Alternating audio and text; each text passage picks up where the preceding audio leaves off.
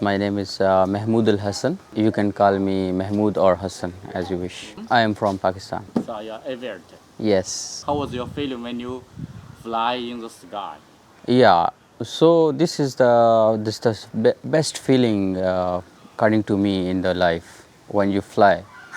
Like you are flying but you don't have wings. This story started from the very like ancient times when the people started thinking of like they see the birds flying in the sky and being a human being they say that we don't have wings but how can we fly.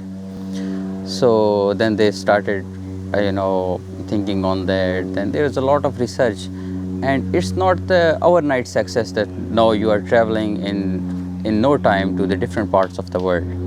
So behind this there's a lot of sacrifices because when they were trying fly in the sky, and a lot of people die in this research because they were not sure that even they can make it or not. So when they nominate a person, you can say the kind of the pilot who will fly this aeroplane, which is not the tested model. So when it flies, a lot of things happens. That aircraft went to crash and he died. So after the lot of research, after the lot of hard work, patience and determination, these are two basic things to become successful. So with this patience and determination, they make this wonderful, I would say the miracle of God. I started in 2018 from my intermediate education. Before, like I was not having anyone in my family or in my area because I belong to a, you can say, backward area.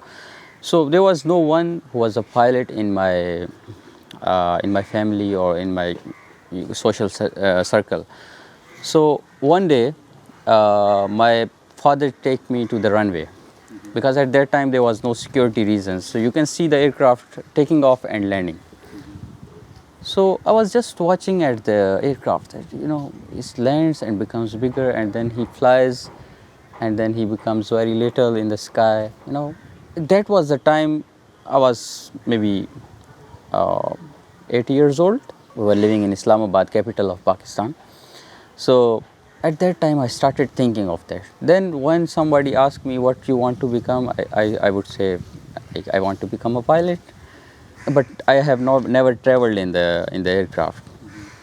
And you can see my humbleness or modesty, or you can say my simple nature. I was wondering that how pilots look like who fly this machine. Yeah.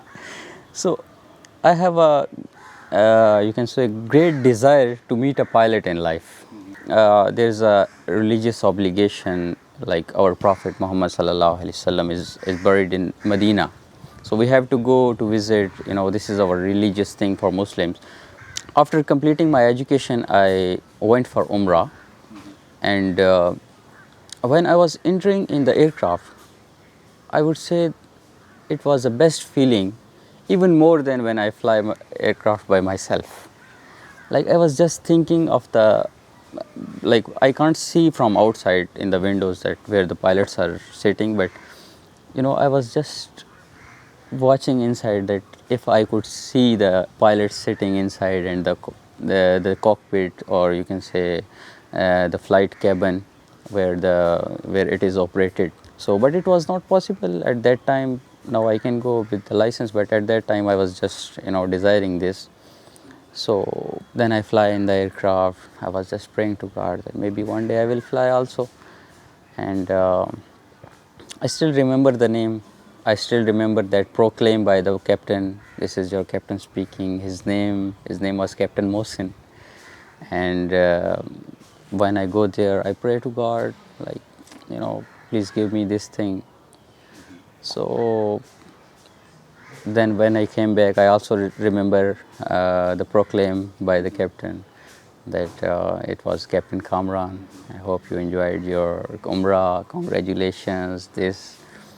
So yeah, yes, I got my license from Pakistan, but because we don't have the good aviation setup in Pakistan.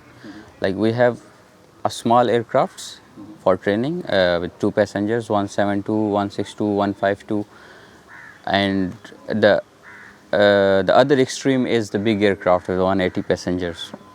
So when we go for the job that we are pilots, they say that you don't have experience. First, make the experience. So it doesn't make sense that if you are not giving us the aircrafts to fly, how can we get the experience? Yeah.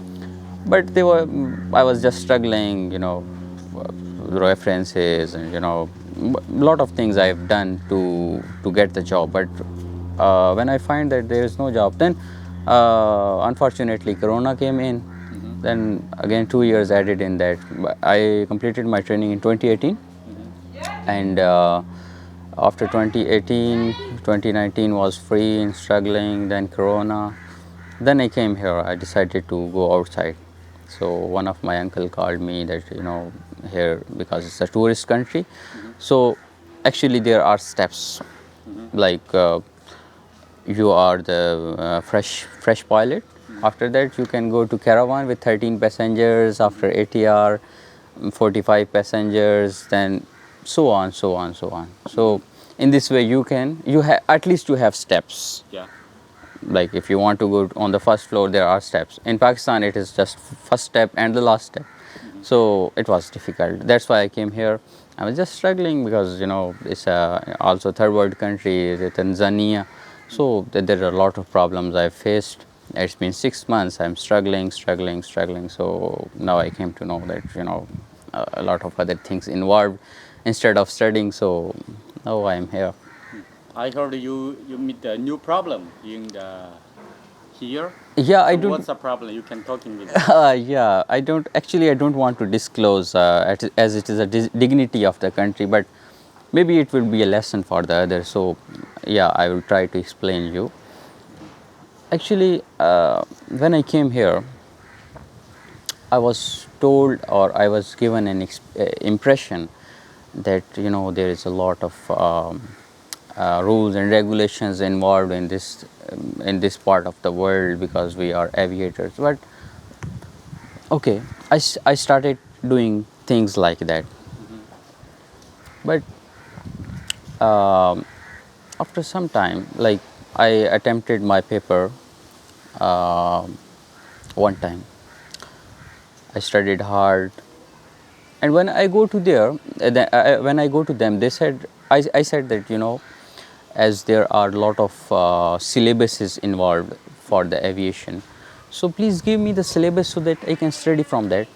They said that no, we don't have any syllabus. You have to learn everything about aviation.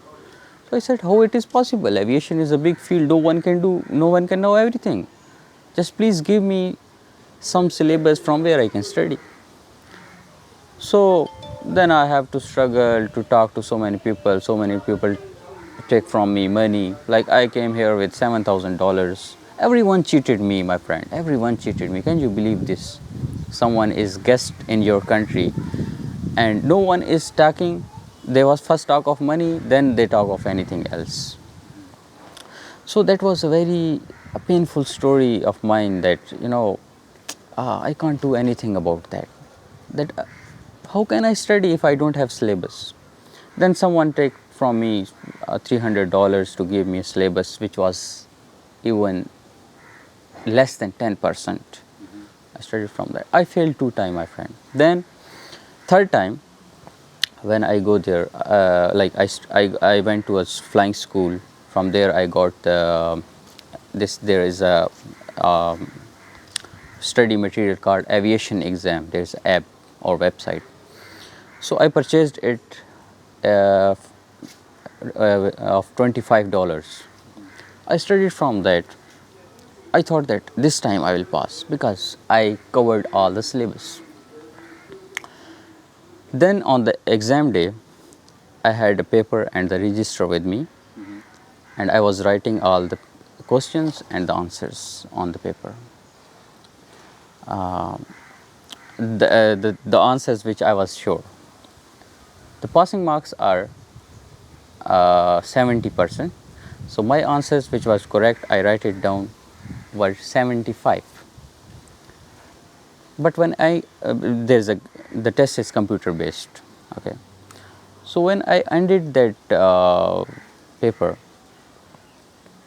they gave me 66 marks, 66. When I came back, I checked on the, maybe I was wrong. I tally the question with the study material, it was correct. So then I started wondering that what is happening inside. I talked to so many guys, they put me on wait. Then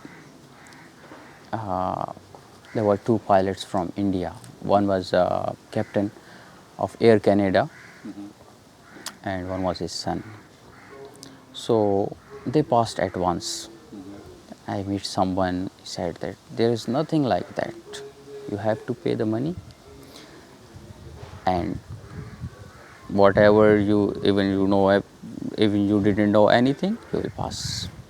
So I thought that, why I came here, I was regretting myself, and you know, I started thinking that why these countries are poor.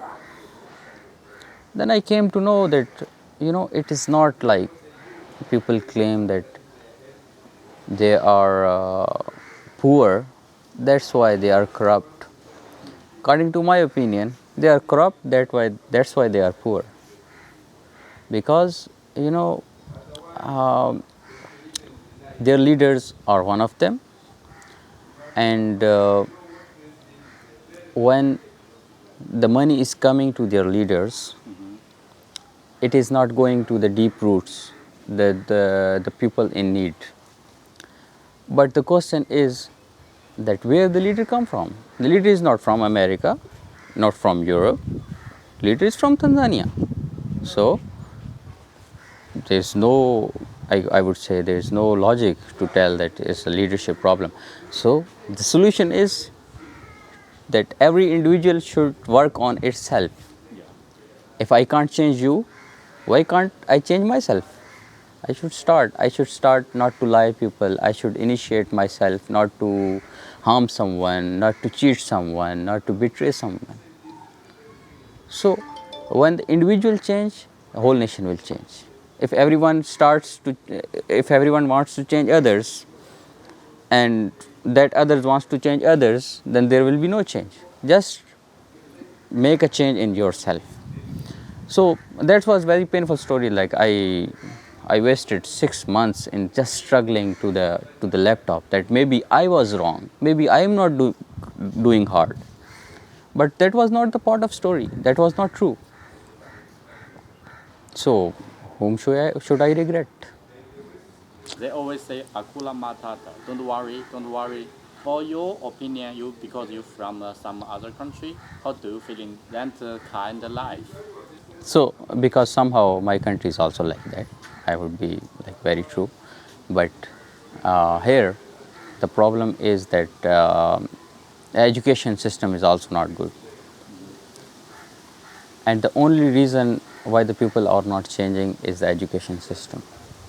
When the education system will change, people will have their own dream. Their mind will open. They will think what is right, what is wrong. The difference between animal and human being is that we have sense. So and the sense is being brought up by the education.